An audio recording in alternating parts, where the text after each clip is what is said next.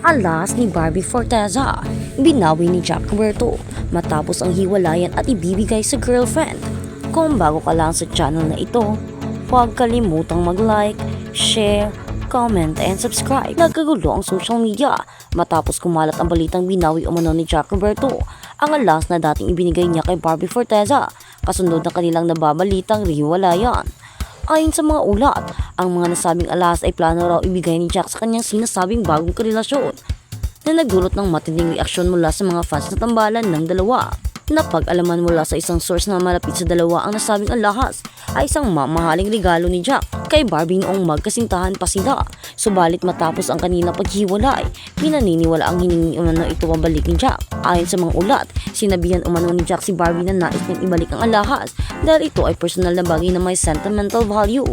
Bagamat hindi malinaw kung ibinalik nga ba ni Barbie ang alahas, marami ang nagtatanong kung bakit kailangan itong gawin ni Jack. Sa ngayon, nananatiling tahimik si Barbie sa issue at wala pang inilalabas na pahayag ukol dito. Gayunpaman, marami sa kanyang fans ang nagpahayag ng suporta sa kanya sa social media. Ang baba kung totoo man na binawi pa yung regalo. Once binigay dapat tapos na, ani pa ng isang netizens. Stay strong Barbie, you deserve someone better. Dagdag pa ng isa, mas lalo pang nag-init ang usapin nang lumabas ang balitang plano raw ni Jack na ibigay ang nasabing alas sa kanyang bagong girlfriend. Bagamat wala pang konfirmasyon kung sino ang babae. Maraming netizens ang nagpayag na kanilang opinyon, karamihan ay hindi pa morsakbang na ito. Ang weird naman kung ibibigay sa ibang babae ang alahas na ibinibigay mo na sa ex mo. Hindi pa parang disrespectful yun? Tanong ng isang netizens. May iba naman na nagtanggol kay Jack. Sinasabing maaaring may mga mas malalim na dahilan kung bakit niya binawi ang regalo. Baka naman ay may sentimental value talaga yung alahas. Let's not judge. Agad, komento ng isang taga-suporta. Agad na nag-trend sa social media ang hashtag na Barbie deserves better. Matapos kumalat ang balita, marami ang mga nanghihinayang sa naging takbo ng relasyon ni Barbie at Jack na dating itinuturing na isa sa mga pinaka matatag na love team sa industriya. Sayang ang relasyon nila. Pero kung ganito ang ugali ni Jack, mas mabuti pang mag-move on na lang si Barbie, sabi ng isa pang fan. Samantala, may ilan ding nananawagan ng respeto para sa parehong partido. Huwag na nating palakihin at mag-move on na lang tayo at hayaan silang ayusin ang mga sarili nila, ani pa ng isang netizen. Sa ngayon, ang mga tagahanga ni Barbie at Jack ay naghihintay ng kanilang pahayag ukol sa isyung ito habang nananatiling tahimik ang dalawang kapo. Patuloy naman ang espekulasyon at diskusyon online. Ang katanungan ngayon ay kung totoo bang binawi ni Jack ang alahas para sa isang bagong babae o isa lamang itong malaking impormasyon na pinalaki sa social media. Ano man ang lusyo or totoo, o maasa ang fans na magiging maayos ang lahat para sa parehong partido. At sa kabilang balita naman, nagpadala ng matamis na mensahe si David Licauco kay Barbie Forteza pagkatapos nilang makipaghiwalay sa nobyo na si Jack Roberto. Hindi maitago ni David Licauco ang kanyang kasiyahan para sa kanyang co-star sa Maria Clara at Ibarra. Sa isang video na upload sa platform, naglalakad-lakad si Barbie sa ilalim ng puno na nagpapakita ng kagalakan at kapayapaan.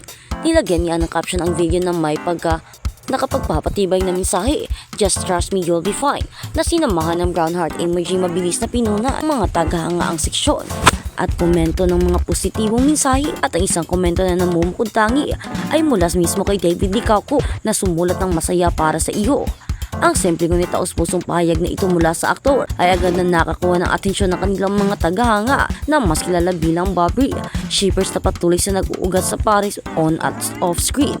Mukhang sinusulit ni Barbie ang kanyang bakasyon at nagpapahinga sa kanyang hectic schedule bilang isa sa pinakamaliwanag na bituin ng GMA, panggalugad sa mga lansangan ng lungsod. Muli niyang nakakasama ang kanyang kapatid na si Gabriel Verneza na naninirahan sa Estados Unidos. Ipinakita ng magkapatid ang kanilang malapit na pagsasama noong Halloween habang nagbibihis sila bilang mga karakter mula sa animated na pelikulang Monster Inc. Ang kanilang mga kaibig-ibig na kasuotan ay kinatuwa ng mga tagahanga, lalo na nagpapatunay na alam ni Barbie kung paano balansihin ang trabaho at personal na buhay. Ang kanyang oras sa Chicago ay isang breather para sa kapuso primetime princess na ang karera ay nasa tuloy-tuloy na pataas na trajectory. Ipinahayag ng mga tagahanga na ang kanilang kaligayahan para kay Barbie na kinikilala kung gaano siya karapat-dapat sa downtime pagkatapos ng kanyang mahusay na pagganap sa iba't ibang mga proyekto. Binigyang diin ng supportive comment ni David Licauco ang close ba na ibinahagi niya kay Barbie. Ang kanilang on-screen chemistry na historical fantasy series na Maria Clara at Ibarra ay nanalo sa puso ng mga manonood na naging dahilan upang sila ay isa sa pinakamamahal na love team Kahit na natapos na ang palabas, nananatiling matatag ang kanilang pagkakaibigan. Tulad na lang na nakita sa mga sandaling tulad ito, ang papublikong pagpapakita ng suporta ni David para kay Barbie ay sumasalamin sa kanyang paghanga at paggalang sa kanya bilang isang kaibigan at kasamahan. Hindi napigilan ang tagahanga ng Barbie na mula sa kanyang tunay na kaligayahan. Para sa marami ay umaasa na ang kanilang koneksyon ay lalampas sa kanilang professional na relasyon habang nag-iinggi si Barbie sa kanyang paglalakbay. Samantala, mapapanood pa rin siya sa mga fans sa primetime television habang ang kanyang serye ay mapapanood tuwing linggo sa GMA Prime sa ganap na 8 p.m. pagkatapos ng 24 oras. Para sa mga international audience, available din sa kanyang palabas para sa streaming sa Netflix na lalong nagpatibay sa kanyang global reach bilang kapuso star.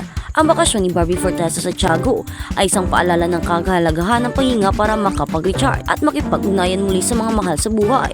Sa matamis na galaw ni David Licauco at sa walang patid na suporta sa kanyang mga tagahanga, si Barbie ay patuloy na nagniningning sa parehong on at off screen habang hinihintay ng mga tagahanga ang kanyang sunod na galaw. Isang bagay ang malinaw, Barbie Forteza hindi lamang umunlad sa kanyang karera, kundi nabubuhay din ang kanyang pinakamahusay na buhay at suporta ng mga taong tulad ni David Licauco na kahan siyang makamit ang mas mataas pa. At sa kabilang balita naman, kulang sa astig, David Licauco di pinaburan sa hari ng Tondo. Wala pa namang confirmation at napabalita lang, pero may mga nagsasabi na pabor sakaling si David Licauco na ang napili ng Jamie na magbida sa upcoming action drama series ng network na Hari ng Tondo. May comment na hindi bagay kay David ang aksyoy, bagay raw sa astigin ang mas maangas na mukha ang dapat magbida. Ibinahagi na halimbawa ng mga konta nito ay ang napanood kay David maging sino ka man. Kulang pa raw ang aktor para sa isa namang action series. May mga binanggit na pangalan ang fans kung sino ang kapuso actor na bagay sa Hari ng Tondo at kabilang dito si Roro Lolong na ang aktor. Hindi naman pwedeng siya na lang lagi ang magbibida. May mga pabor din naman kay David na maglilid sa nasabing series lalo na kung si Barbie Forteza ang makakapareha. Ang Jamie Entertainment Group na ang nagdesisyon nito kung si Barbie nga ang ipapareha kay David kung sakali. Speaking of David, sunod-sunod ang project nito at magsasama pa sila ni Sanya Lopez sa collab movie ng GMA Pictures at film company ni Chavez Singson ng pelikulang Barkadahan at Makasalanan. Hindi lang naman pwedeng siya na lang lagi ang nagbibida. May mga pabor din naman kay David na nag-lead sa nasabing action series, lalo na kung si Barbie Forteza ang makakapareha. Ang GMA Entertainment Group ang nagdesisyon nito kung si Barbie nga ba ang ipapareha kung sakali. Speaking of David, sunod-sunod ang project nito at magsasama pa sila ni Sanya Lopez sa collab movie ng GMA Pictures at GMA Company Film Festival na Chavez Singson ng ilang pelikulang Barkadahan ng Makakasalanan. Alas ni Barbie Forteza, binawi ni Jack Roberto matapos ang hiwalayan at ibibigay sa girlfriend.